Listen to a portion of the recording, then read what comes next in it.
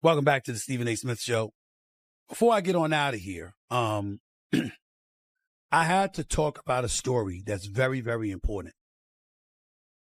And albeit indirectly, it involves Caitlin Clark. Updates in the ongoing WNBA CBA negotiations, and there is a brand new wrinkle to the storyline as it's been reported that there is a Saudi-backed basketball league that will be kicking off next season, and this could truly change everything. Hey, is this enough to entice Caitlin Clark? $20 million deal, 30, 40, $50 million deals. Welcome back to the Clark Update. Today, I am here with another truly exciting news story, and I really hope you are going to enjoy it. Make sure to stay with me until the very end, because we will break down all the crucial details and reactions. So, without wasting any time at all, let's dive straight into today's story. We are about to lose everything we think we know about the professional sports hierarchy. For months, the conversation has focused on the disdain, harsh remarks, and small-minded jealousy surrounding Caitlin Clark. However, the world's largest bank account was closely watching the rookie while WNBA veterans were busy trying their hardest to intimidate her. We aren't talking about a shoe deal. A maximum contract extension is not the conversation here. We are talking about a $1 billion disruption that Stephen A. Smith recently confirmed live on television. Lately, these rumors are turning into much more than simple whispers on the internet. Reports suggest that a full-on hostile acquisition of women's basketball is being drawn up by the Saudi government's investment fund. And apparently, they have decided that Sophie Cunningham and Caitlin Clark are their top two targets. This massive transfer would pair the absolute finest shooter of a generation with one of the league's most marketable stars, creating a powerful breakaway dynamic that the WNBA simply cannot afford to ignore. Stephen A. Smith warned the league. He told them flat out that someone else would come and buy the entire property if they did not protect their golden goose. That check seems to have cleared. You really have to look at the messenger to understand why the WNBA front office is so terrified of this billion-dollar story. When it comes to the mistreatment of Caitlin Clark, Stephen A. Smith has consistently been the loudest voice in the room. Stephen A. identified those hard fouls, and that obvious mean girl vibe is pure jealousy, while other analysts tried to remain polite and pretend it was just competitive spirit.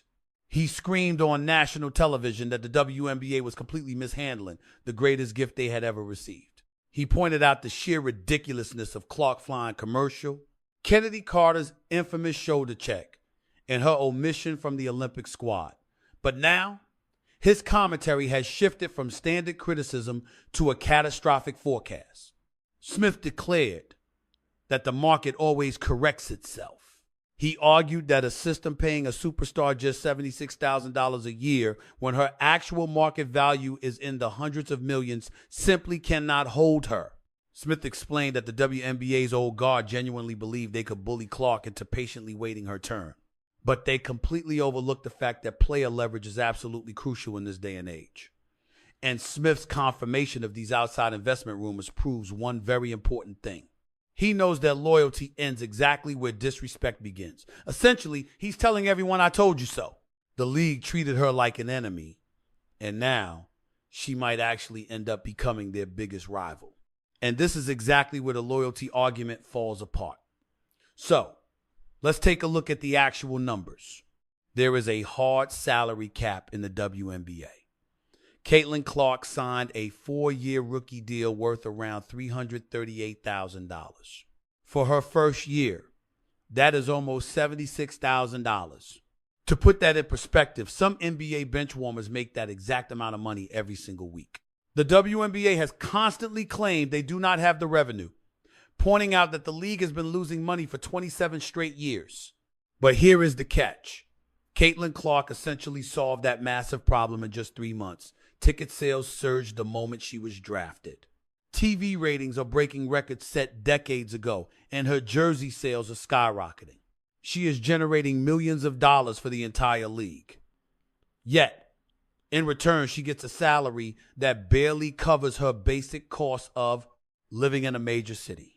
At this point, it is simply impossible to ignore these Saudi rumors.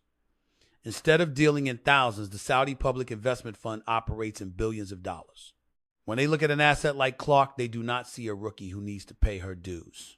They see a 99% devalued global icon.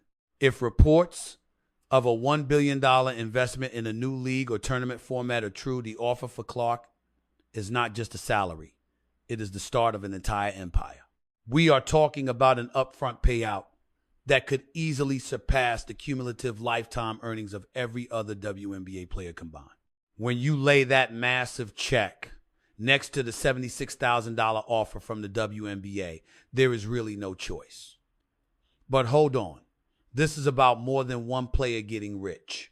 This is a calculated geopolitical move. We have actually seen this exact playbook before, and it permanently reshaped the sports world. Do you remember when LIV Golf arrived? For decades, the PGA Tour was basically the only game in town. They controlled all the elite players, all the tournament money, and the entire schedule. Then the Saudis stepped in, and they did not even bother trying to negotiate with the PGA. They simply bought the players outright. They promised superstars like Dustin Johnson and Phil Mickelson hundreds of millions of dollars just for showing up to play.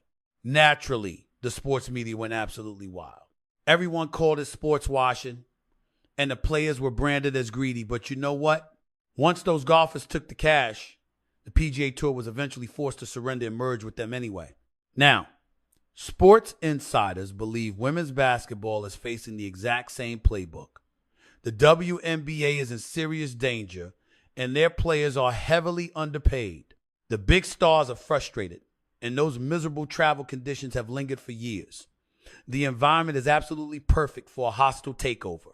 By going after Caitlin Clark, the Saudis are essentially aiming straight for the heart of the entire sport. Without her, the WNBA slips back into obscurity. With her, this new Saudi league instantly becomes a major player in the sports world. But you cannot build a thriving league around just one single superstar. You need a fierce rivalry, real marketability, and a strong supporting cast. This is where the rumors around Sophie Cunningham come in. Why her? Why not Breanna Stewart or Aja Wilson? The answer is brutally honest. It comes down to demographics and marketing. Sophie Cunningham has built a massive following with her personal brand and her gritty physical style of play. People relate to her. She has that elusive star power that advertisers love.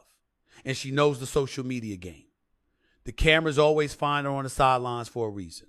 There is a lot of speculation that this new league wants to assemble an absolute dream team of highly marketable players with global appeal. Pairing Sophie Cunningham and Caitlin Clark makes perfect sense. You have Cunningham as the charismatic, tough-as-nails enforcer, alongside a generational talent like Clark. Together, they are the ideal faces to launch a brand new league. Stephen A. Smith has pointed out this exact marketing engine on multiple occasions. At the end of the day, this business needs stars who draw a crowd. Clark and Cunningham sell tickets. It is that simple. We have to look at why Clark would consider walking away from the very league she dreamed of playing in. Rejecting this massive $1 billion offer might be easier if the WNBA had actually embraced her. Unfortunately, that was not the case at all. The moment she stepped on the court, it was open season. During the Final Four, Diana Taurasi warned Clark on ESPN about the harsh reality heading her way. It felt bitter, like the old guard saw this new young star as a threat. And then the actual games began. With the referees constantly swallowing their whistles, we watched Clark get pressed full court, hammered in the paint, and repeatedly thrown to the floor. That round-the-world hit by Kennedy Carter was not a basketball play. It was physical and sent a clear message. After that play, Stephen A. Smith lost it. He asked where were her teammates. He questioned why the league was not protecting his biggest star. The reality became obvious. WNBA veterans had absolutely no intention of passing the torch. They wanted to extinguish it completely. In such a hostile environment, having an escape option starts looking incredibly attractive. If you could go somewhere else and be treated like total royalty and make 50 times more money, why stay where your colleagues resent your success? Mind you, this is not the first time someone has tried to lure Clark away. Do you remember the Big Three offer? Ice Cube publicly offered Caitlin Clark $5 million to play in his 3-on-3 league for only 8 games. $5 million. That is more than she will make during her whole WNBA career. She turned it down back then. She wanted to prove herself in the WNBA, and her ultimate goal was to win a championship. But that was before all the on-court hazing. That was before the total lack of protection and the constant media circus surrounding her. Now that things have shifted, this Saudi bid reportedly makes Ice Cube's offer look like complete pocket change. This is where the infrastructure changes the game. This rumored Saudi deal is not just some side gig. It replaces the entire league. With fewer games, luxury travel, and 0 salary caps, it offers the prestige of a global tour. It completely solves every single long-term grievance the players have had. Ice Cube already proved that the massive market value is real. The Saudis are clearly proving they have more than enough cash to make this league a permanent fixture. Now let us look at this nightmare unfolding right inside WNBA Commissioner Kathy Engelbert's front office. She is staring down an absolute disaster if these rumors are true. Right now, the WNBA is actively negotiating a massive new media rights deal. They are asking networks like Disney, Amazon, and NBC for billions of dollars. And the Caitlin Clark effect is the entire foundation of their sales pitch. Pay us for this massive growth. They tell the network executives while showing off charts of their skyrocketing television ratings. But all of that negotiating power vanishes in an instant if Clark decides to sign with a rival league. Take Clark out of the equation, and those networks will not pay billions. They are strictly funding the Caitlin Clark show. If she leaves, the TV deal falls apart, and if that deal collapses, the massive revenue share for all those players who hazed her disappears too. Talk about ultimate irony. Those bitter veterans might have just torpedoed their own paychecks by bullying the one superstar who brought the cash. Stephen A. Smith has already pointed out this exact brand of karma you cannot expect to keep eating when you are biting the hand that feeds you. Now, we have to talk about the elephant in the room. The self-righteous moral police always show up when Saudi money is involved. We saw that play out with LIV Golf. We are going to hear the exact same backlash we heard when Cristiano Ronaldo joined the Saudi Pro League. Critics are definitely going to shout about human rights records and the ethics of sports washing. But as Stephen A. Smith constantly reminds us, morality does not pay your mortgage. Nobody blinks when top NBA players take millions from Chinese companies. The massive outrage over pro golfers taking Saudi money lasted maybe 6 months before everyone just got used to it. Because they have been underpaid for decades, these female athletes face an even tougher moral choice. When a player's current WNBA salary is only $70,000, how can anyone blame her for taking a $10 million check? No matter how much fans argue on social media, history shows us that the audience always follows the talent. People would tune in to watch Caitlin Clark and Sophie Cunningham play basketball on the moon. Online outrage is temporary, but creating generational wealth lasts forever. Now, let us take a much closer look at the Sophie Cunningham connection. This hint suggests the new league would entirely abandon the traditional city-based team model we are used to seeing. Instead, it would likely be a touring model, much like professional golf or tennis. Just imagine a scenario where major superstars like Clark, Cunningham, and others travel to global destination cities like London, Tokyo, Dubai, and New York for massive, high-stakes exhibition tournaments. This smart format completely cuts out the boring, low-viewership regular season matchups, making sure the entire focus stays on pure entertainment. Bringing Sophie along guarantees a massive social buzz. There is a highly marketable chemistry between her and Clark. They represent an unapologetic, highly stylish, and incredibly talented new wave of basketball players. Because it completely capitalizes on casual viewers, this breakaway tour model is a massive threat to the WNBA. Those millions of new fans who watch exclusively for Clark will simply follow her anywhere.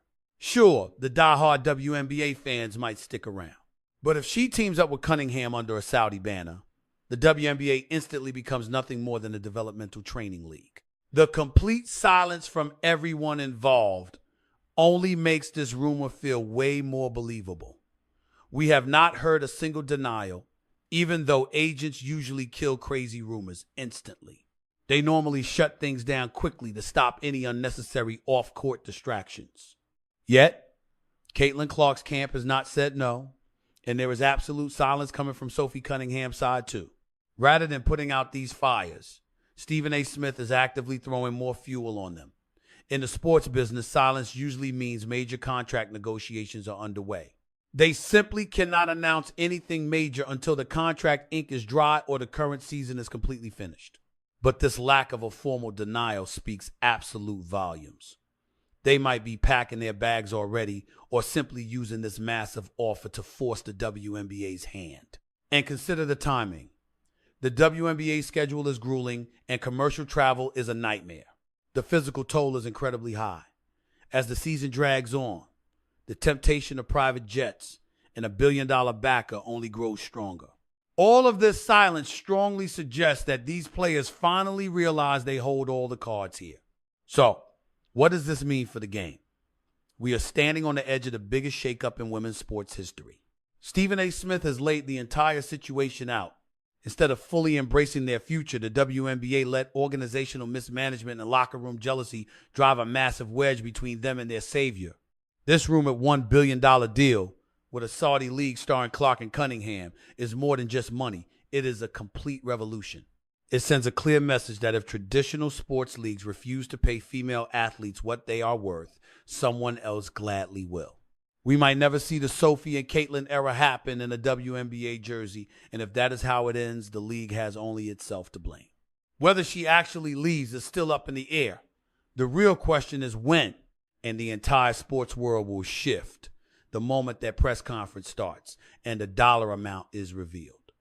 Would you still watch the WNBA, or would a breakaway league featuring Clark and Cunningham grab your attention?